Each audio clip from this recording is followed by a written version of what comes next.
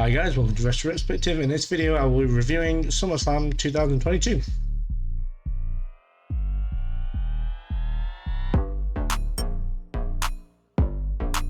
So first up we have Bianca Belair defeating Becky Lynch to retain the Raw Women's Championship. I really enjoyed this match. I thought it was an awesome way to kick off SummerSlam. Both have really good chemistry and you can see that through the 3 matches that they've had. Obviously last year SummerSlam isn't really put into it because of how quick it was, but the match at WrestleMania was good and the match here was even better in my opinion. Both were technically really good. The way that Becky Lynch worked over Belair's arm, obviously setting up for the disarm her. Belair's reversals from a mid-rope leg drop into a powerbomb was really smooth. I really enjoyed that.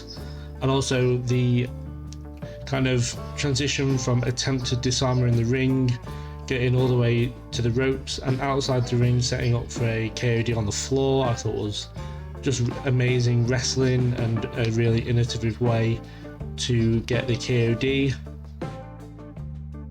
Also the Spanish fly that set up for the KOD for the finish I thought was amazing and something that we haven't seen from Bianca Belair, I don't think, in some of her matches. So I thought the match itself was really good. I honestly thought it was also match of the night. Very much enjoyed it. And then after the match, a great show of respect between the two women. It's good to see that every so often in WWE, the handshake at the end. It seems that Becky Lynch has turned face. That was shown even more so with the return of Bayley, Dakota Kai and Io Shirai, now known as Io Sky, as they confronted Bianca Belair, and Becky Lynch came back to kind of help her out as the 3 backed away. I'm very excited to see Becky Lynch back as a babyface. I'm also very excited to see the faction of Bayley, Kai and Sky and what kind of what unfolds with them. Whether it results in Bayley being Raw Women's Champion. We know that the women's tag titles are now coming back. So yeah, I'm really excited to see where the Raw's Women division goes in the next few months. The next match, Logan Paul defeated The Miz with Maurice and Tommaso Ciampa by his side. Similar to everyone else, I personally don't like Logan Paul. However, credit where credit is due to him. He seems to have really jumped headfirst into the wrestling. And he's good, you know, and I don't think there's any doubt that he was good as he did wrestling at like a high school level or something like that. So I don't think there's any doubt that he was going to be good. But obviously we saw his match at WrestleMania where he impressed, and now in a singles match he's impressed. And I'm hoping that his matches are few and far between as like a special for SummerSlams, WrestleManias, maybe Royal Rumble, maybe might enter one year. But either way, you know, he's very good and, you know, hats off to him, I think, in my opinion. Some highlights for me was of course, is Logan's frog splash to The Miz from the rope to the announce table. I liked I enjoyed the finish, but I wasn't sure about how I felt with him using the skull crushing finale as the finish for him. Obviously Miz will have given some kind of permission for him to use it. However, being beaten with your own move at SummerSlam looks the Miz look very weak in my opinion, and I'm sure they've had plenty of time to kind of train enough to have his own finisher, even if it's just a different version of someone else's. I don't know, as I said, I'm not sure how I feel about that. I didn't really like it, but I'm hoping it's not going to be consistently used as his finisher, as it's very much like Miz's finisher and it's very different to everyone else's. So I'm hoping that isn't used a lot. Some other highlights, him doing a decent phenomenal forearm. Obviously it shows that Logan Paul spent some time with AJ Styles training. Again, using other wrestlers' moves, I'm not sure, but the phenomenal forearm isn't AJ's #1 finisher, so I suppose I can let it go a little bit. As like, if he used the Styles Clash, I'd have a big issue, but as it's just a phenomenal forearm, I don't mind. A more personal thing, I'm sure most people would agree that Maurice's outfit for the night was a massive highlight. But yeah, as for the two competitors, I'm not sure where The Miz goes from here. He seems to be in some kind of storyline with Tommaso Ciampa. Obviously he helped him on Raw get to the final of the United States Eliminator triple threat stuff. Obviously Ciampa did lose the United States title match, However, I think having the Miz by Ciampa's side is good for now, and when one eventually turns, it'll build for a good storyline, and both will put on a great match. Maybe a tag team will come from that, I'm not sure. I know that the tag team division on Raw and on SmackDown is struggling a bit, so maybe having those two tag up would be a bad idea. But either way, the Miz is fantastic, so is Ciampa, and I'm sure whatever they decide to do next, it'll be fantastic.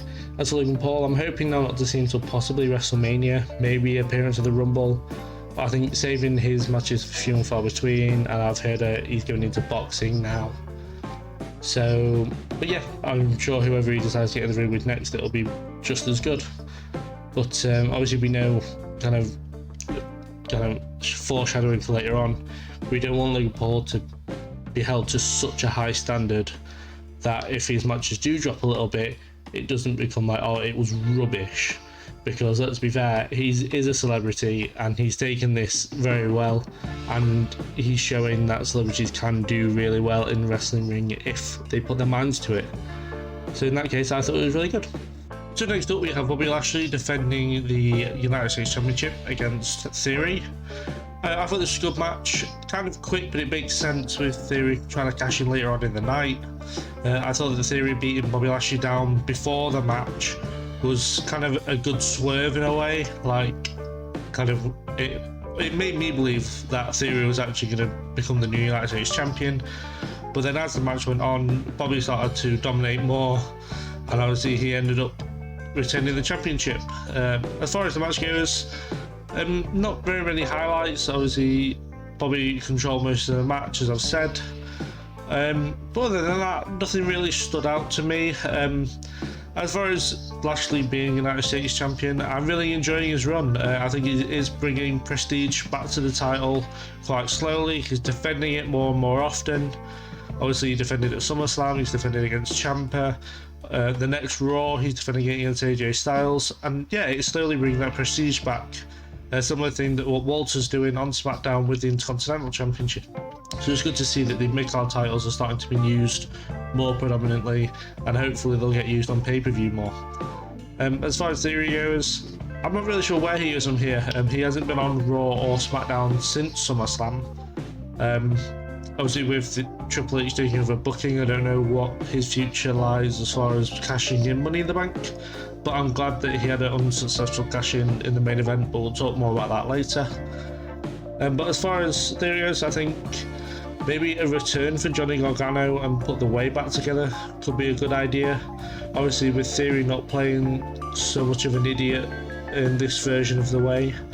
But if they're going to stick him on his own, then hopefully he'll probably have some different storylines that will eventually Tim cashing in later on, probably next year.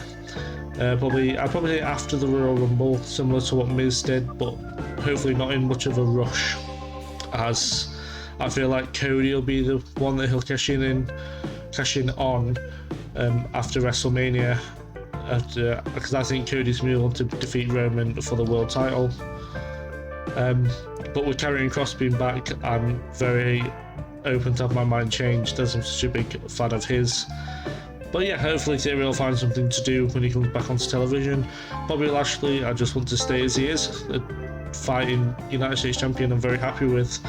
And the match itself was good for what it was. You know, they didn't want to use Theory too much for the cash-in later on, and it made Bobby look really good. So overall, it was just a good match and a good kind of storyline to fit it. Following that, we had the Mysterios defeating the Judgement Day / Edge's return. This match was okay. I had no real interest in this one. Even the prospect of Edge coming in and actually returning, it still just didn't pique my interest at all. I wasn't really that bothered about it.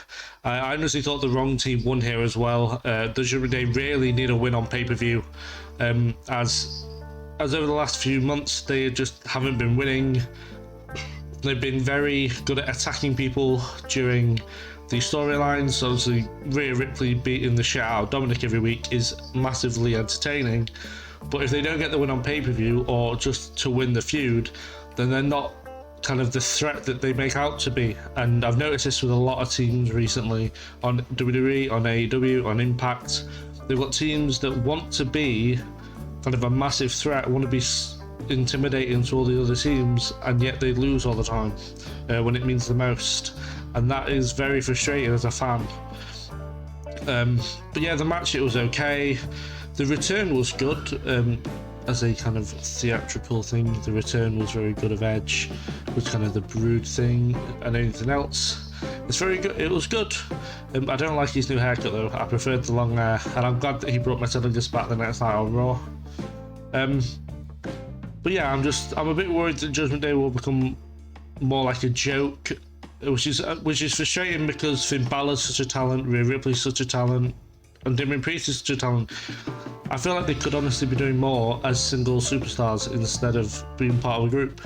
But the group is a good idea, but it's just booked terribly by Vince and by clearly Triple H as well. So hopefully it starts to improve a bit more for them, but they need to move away from the Mysterios and Edge. I know that Edge wants to take them all out, but you know, the Mysterios, in my opinion, don't put any kind of interest to what they're doing. But I'm worried they're going to carry it on because of the whole Dominic and Rhea Ripley thing. But yeah, anyway, it's good to see Edge back, but other than that, I've got not much else to say. After that, we have Pat McAfee defeating Happy Corbin. I thought it wasn't a bad match. I think people were expecting a lot more from Pat, when, you know, he's not a full-time wrestler, and I don't know, it's kind of like the expectation was high because of his matches with Adam Cole, the War Games match, the match against Theory at WrestleMania, and unfortunately it didn't live up to the kind of those caliber matches, but that's okay. It wasn't bad. It was a decent match still. It just wasn't as dominant by Pat McAfee shocking everyone like the other ones did, which is unfortunate, but I'm hoping that people don't look down on the match because of it, because as I said, it was still decent. But as I said, I mean, Corbin I'm not a fan of his, but he's a safe pair of hands to have in a feud. I'm not sure where he goes from here, other than just another lousy probably feud. As for McAfee, he goes back to commentary and carries on from there. I think that he'll only really come out for SummerSlam and WrestleMania. Similar to Logan Paul, Mania, SummerSlam, possibly a Rumble appearance. But other than that, I've not got much else to say. I mean, it's good to see that celebrities or non-wrestlers are doing well in the ring, as I said with Logan Paul earlier on. So yeah, as I said, not much to say. Decent match, just probably shouldn't hold Pat McAfee to such a standard that people are, or at least I've seen people are. Following that, we had the Usos defend the SmackDown Undisputed Tag Team Championships against the Street Profits, with Jeff Jarrett as a special guest referee. Kudos to Jeff Jarrett, he barely got involved in the match in a way that was biased. He was literally just there to be a referee, and it worked. You know, he wasn't biased, he wasn't leaning one way or the other. He was just a decent referee. You know, he did his job and then left. It was very good and very kind of, we haven't seen that much in WWE with special guest referees, so it was kind of a fresh thing to do almost, even though like the role is him literally to do what he did. As for the match, I'm not gonna lie, I was very disappointed with this one. It didn't as a match live up or compare to their match at Money in the Bank at all. It wasn't very good. I felt like something went wrong with the finish. It kind of felt quite awkward at the end, like Monsters 4 was supposed to save the pin, so Jarrett made the 3 anyway. It just had this awkward feeling after it where it felt like something had gone wrong. Maybe I'm wrong, maybe that was supposed to happen, but you could see the frustration on the faces of the Profits after losing again. And yeah, I can't see them having another title shot for a while now, which is a shame. And it's also a shame the match wasn't very good. But I am interested to see where the Profits go, whether they split up, whether they don't, I'm not sure. I'm also interested to see who the Usos face at Clash at the Castle, as I don't feel like there is any outstanding tag teams on either roster who could face them at Clash at the Castle. Next up, we had Liv Morgan defeating Ronda Rousey to retain the SmackDown Women's Championship. I didn't like this match at all, I'm going to be completely honest with you. But for this one, I'm going to concentrate more on Liv Morgan. I think Ronda Rousey had a Ronda Rousey match, really. It was quick.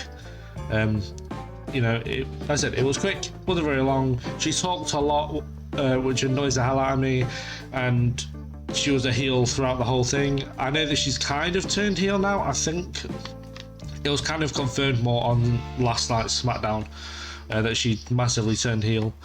But at the time I wasn't very sure whether they were doing babyface and babyface or Ronda was the heel here. But yeah, I just said it was Ronda Rousey's kind of match. Submissions, not very long, and her just talking throughout, which bugs me every time I watch her wrestle. However, on the other side of things, I know sometimes we get these underdog babyface champions, right? And they're supposed to overcome the odds against their dominant opponent. You know, they defy the insurmountable odds, etc., etc., etc. But having a champion of the SmackDown Women's Division who looks like they're going to cry every time they're put in a submission is not only frustrating, but makes them it makes Liv look incredibly weak. And it just, I was really happy when she won the title. I thought she would go on a really good run. I was very worried going into this match that Ronda would straight away retain, or Charlotte Flair would have something to do with it. And luckily they didn't, and they went with Liv's retaining. But to have Liv tapping out halfway through a pin, and then having her look like she's going to cry every time a submission put on, just like kills any momentum she's got as champion, I think. And it's really like changed my mind about how I perceive her as a champion, because honestly I'm starting to not like her as champion. Her promos aren't that good since the SummerSlam. Last night she had a terrible segment with Shayna Baszler, and though she left with the upper hand, she just still looked very weak. And the thing is that we know WWE can do these underdog babyface storylines. They did it with Rey Mysterio's world title runs. They did it with CM Punk's first world title run. They did it with Carmella's SmackDown Women's Championship run. I know they can do it, but for some reason this just doesn't hit the same way. And it is frustrating because I want Liv to do well, but having her go into rivalries with Ronda Rousey, Shayna Baszler, who are gonna, you know, try and rip her apart submissions wise, and then as I said, having her look like she's gonna cry, just a fart, it's very frustrating. As I said, the match itself wasn't great. Again, it was very submissions based for Ronda. She dominated the entire match, and Liv seemed like she stole a victory. And it doesn't surprise me that the fans have turned on her all of a sudden, chanting "you tapped out" and stuff like that, because ideally Liv shouldn't be SmackDown Women's Champion, though I'm glad she is, because I'd hate Ronda to be. But also Ronda is stupid for putting a submission on where your shoulders are on the mat. You know, it was asking for her to be pinned, and I don't quite understand why that's the case, why you would do that. You know, for the second month in a row, from Money in the Bank and from SummerSlam, Ronda Rousey has looked like a fucking idiot, and I don't know why we keep doing this. And she's supposed to be, I expect her to come in and be a Brock Lesnar 2018 run type, and we're not getting that. She's been a shit babyface. She's had matches where she's looked like a fool, and I'm really not enjoying having Ronda back again, and I'm kind of hoping that she goes away again soon. I wanted to have a match with Becky, have Becky defeat Rousey whenever they have their match, and that's it. We leave it at that, and Ronda never comes back, because I really don't like having her around. But as I said, the match itself, I didn't like it. The SummerSlam as a whole, I think, took a bit of a dip for a couple of hours. Well, probably not a couple of hours, but an hour and a half through the Usos match and this match, which is disappointing, but I'm looking forward to telling you my opinion on the main event. And finally, in the main event, Roman Reigns defeated Brock Lesnar for the WWE and Universal Championships in a last man standing match. I thought this was really good. I mean, what a match for these two to have in the main event of SummerSlam, and I can't believe I'm saying that for a Roman Reigns Brock Lesnar match. But it was really fun-filled. It was just a laugh throughout. Fantastic. You know, Lesnar's entrance on the tractor, the multiple use of a table that is broken, and then obviously Lesnar lifting up the ring. Like, even Paul Heyman took a bump through a table for this. Like, it had everything you could want. It wasn't very long, but it was action-filled throughout. I really enjoyed it. I think it was by far their best match, and you can see throughout that they're having a lot of fun. Obviously Theory tried to cash in and failed and had the crap beaten out of him again. Theory literally had a week of just having the crap kicked out of him on Raw, on SmackDown and at SummerSlam, which I did find entertaining because I don't like Theory that much. But yeah, I think the lift up of the ring was really innovative. I don't know how to say it. It was something we've never seen before. It was literally one of the moments where you know it's kind of going to live forever, which was really exciting because I feel like we don't get that very much in WWE anymore. So yeah, as I said, not much to say because it was just fantastic. I've got nothing bad to say about it. Roman retains. He goes on to face Drew McIntyre, Clash at the Castle. Obviously with Karrion Kross's return, he needs to insert himself into that match, or at least he'll be Roman's opponent after Clash at the Castle, which I'm very much looking forward to, as I am a huge Karrion Kross fan. So I'm really looking forward to that. And the main event scene is worth getting excited about again, which is really good and something we've been waiting for a long time, even if Roman's not there every week. But yeah, as I said, at the main event, it was really good way to finish out SummerSlam, and a really good first match, really good last match. This match was very close to getting my match of the night, but I felt like from a technical point, Becky and Bianca did put on a better wrestling match, which is why it got match of the night. But I'm not taking anything away from this match. It was really good, and yeah, I really enjoyed it. So those were my thoughts and opinions on SummerSlam 2022. Do leave a comment below what you thought of the card and any feedback you've got for me. And as usual, I ask you to subscribe, to like the video, share the video, like the Facebook page, anything like that. And yeah, as I said, match of the night, Bianca Belair versus Becky Lynch. SummerSlam as a whole, though it did dip for a bit, really good pay-per-view, did really enjoy it. As far as future videos come, I've got a review of Impact Wrestling's Emergence coming, and I do plan at some point to make a video on the future of WWE. I'm kind of waiting for things to settle down a bit so we kind of get an idea of where we're going with Triple H in charge and stuff like that, as well as returns keep happening. You know, we've had Dakota Kai and Io Sky, Dexter Lumis, Karrion Kross, Hit Row came back last night. So as soon as this kind of dies down a bit, I might make a video on it because I kind of use them as an example for one of my points. So yeah, but for now, I will see you guys later. Thank you for watching.